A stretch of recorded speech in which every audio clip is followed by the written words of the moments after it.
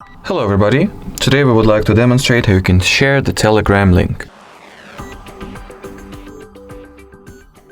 So if you would like to share the link for the person to be invited to the group chat, just open up the group chat in question, go for the details of this particular group chat, tap on this pencil, go for the group type section, and in here you'll have the invite link for this particular group, which you can copy and, send to anybody that you want to.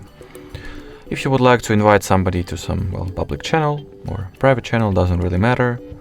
You just want to open up the channel in question as well. Go for the channel details, and at the channel details you'll have the link that you can tap on. It will be copied and you can send it. You can also send it to the person that you would like to invite to this particular channel. If you would like to generally send somebody a link to join Telegram, for example, you want to expand this menu by tapping on the three lines at the top left corner of your screen. Go for the invite friends section, share Telegram, and in here you'll have the share text which you want to copy, and as you can see here how it will look like. Alrighty, so that was it for this video. Thank you so much for watching, and bye bye.